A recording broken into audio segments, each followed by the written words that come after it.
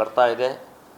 ಇಡೀ ಹಿಂದೂ ಸಮಾಜಕ್ಕೆ ಮತ್ತು ತಮಗೆಲ್ಲರಿಗೂ ಕೂಡ ರಾಮನವಮಿ ಮತ್ತು ಯುಗಾದಿಯ ಹೊಸ ವರ್ಷದ ಶುಭಾಶಯಗಳನ್ನು ಹೇಳ್ತಾ ಇದ್ದೀನಿ.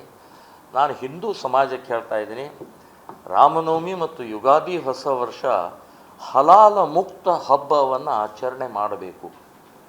ಹಲಾಲ್ ಅನ್ನುವಂಥದ್ದು ಇಸ್ಲಾಮಿಗೆ ಅದು ಪವಿತ್ರ, ಇಸ್ಲಾಮಿಗೆ ಇದ್ದಂಥ ಆ ಪ್ರಕ್ರಿಯೆ ಅದು.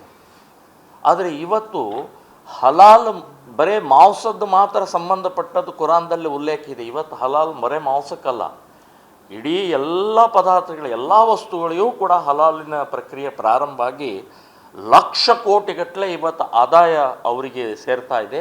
ಅದು ಭಯೋತ್ಪಾದನೆಗೆ ಉಪಯೋಗ ಮಾಡ್ತಾರೆ ಮತ್ತು ಕೊಲೆ ಸುಲಿಗೆ ಇದನ್ನು ಬಿಡಿಸುವಂಥ ಪ್ರಕ್ರಿಯೆಗೂ ಕೂಡ ಆ ದುಡ್ಡನ್ನು ಉಪಯೋಗಿಸ್ತಾ ಇದ್ದಾರೆ ಅಂತನೋ ದಾಖಲೆ ಸಹಿತ ಇವತ್ತು ಹೊರಗೆ ಬಂದಿದೆ. ಅದಕ್ಕೆ ನಾನು ಹೇಳೋದು, ಯುಗಾದಿ ಹೊಸ ವರ್ಷ ಮತ್ತು ರಾಮನವಮಿ ಹೂವು ಹಣ್ಣು ಯಾವುದೇ ವಸ್ತುಗಳನ್ನು ಖರೀದಿ ಮಾಡಬೇಕಾದ್ರೆ ಗೋಹಂತಕರಿಂದ, ಗೋಮಾಂಸ ಭಕ್ಷಕರಿಂದ, ಗೋವನ್ನು ಕಳ್ಳತನ ಮಾಡೋರಿಂದ, ಭಯೋತ್ಪಾದಕರಿಂದ ಮತ್ತು ಪಹಲ್ಗಾಮ್ನಲ್ಲಿ ಗುಂಡು ಹೊಡೆದಿದ್ದು ಯಾರಿಗೆ ಹಿಂದೂ ಅಂತ ಹೇಳಿ ಗುಂಡು ಹೊಡೆದಿದ್ದಾರೆ. ಸೊ ಹಿಂದೂ ಸಮಾಜ ಇಂಥ ಪಾಠಗಳನ್ನು ಕಲಿಬೇಕು ಅಂತ ಹೇಳ್ತೀನಿ ನಾನು. ಗೋವನ್ನು, ಆಕಳವನ್ನು ಪೂಜೆ ಮಾಡ್ತೀವಿ ನಾವು. 1000 ವರ್ಷದಿಂದ ಪೂಜೆ ಮಾಡ್ತಾ ಬಂದಂಥ ಆ ಆಕಳನ್ನು ಇವತ್ತು ಹತ್ಯೆ ಮಾಡುವಂಥವ್ರ ಕೈಯಿಂದ ಹೂ ತಗೊಳ್ತೀವಿ, ಹಣ್ಣು ತಗೊಳ್ತೀವಿ, ಇನ್ನೇನೇನೋ ವಸ್ತುಗಳನ್ನು ತಗೊಳ್ತೀವಿ. ಪಾಪ ತಟ್ಟತ್ತೆ, ಶಾಪ ತಟ್ಟತ್ತೆ. ಅಶಾಸ್ತ್ರ ಇದು, ಶಾಸ್ತ್ರ ಒಪ್ಪಲ್ಲ. ಸೊ ಯಾರು ಗೋ ಹಂತಕರ ಜೊತೆ, ಗೋಮಾಂಸ ಭಕ್ಷಕರ ಜೊತೆಗೆ ವಸ್ತುಗಳನ್ನು ತಗೊಂಡ್ರೆ ನೀವು ದೇವರು ಒಪ್ಪಲ್ಲ, ನಮ್ಮ ಯುಗಾದಿಯ ಹಬ್ಬದ ಆಚರಣೆ ಇದು ಅಶಾಸ್ತ್ರ ಆಗತ್ತೆ, ಶಾಸ್ತ್ರ ಇದಕ್ಕೆ ಒಪ್ಪಿಗೆ ಕೊಡೋಲ್ಲ ಅಂತನ್ನುವಂಥದ್ದು ಹೇಳ್ತೀನಿ. ಅಷ್ಟೇ ಅಲ್ಲ,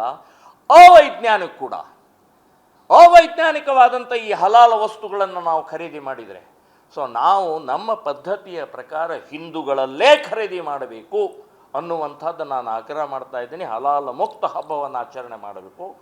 ಇನ್ನು ಯುಗಾದಿ ದಿನ ಇಡೀ ಹಿಂದೂ ಸಮಾಜದಲ್ಲಿ ಒಂದು ಪ್ರತೀತಿ ಇದೆ, ಒಂದು ಸಂಪ್ರದಾಯ ಇದೆ, ಬಂಗಾರ ಒಂದು ಸ್ವಲ್ಪ ಆದರೂ ಬಂಗಾರ ತಗೊಳ್ಬೇಕು ಅಂಥೇಳಿ. ನಾನು ಹೇಳೋದು, ಹಿಂದೂ ಜ್ಯುವೆಲರ್ಸ್ ಕಡೆಯೇ ಬಂಗಾರವನ್ನು ಖರೀದಿ ಮಾಡಿ, ಮುಸ್ಲಿಮ್ ಜ್ಯುವೆಲರ್ಸ್ ಕಡೆಗೆ ಖರೀದಿ ಮಾಡಬೇಡಿ.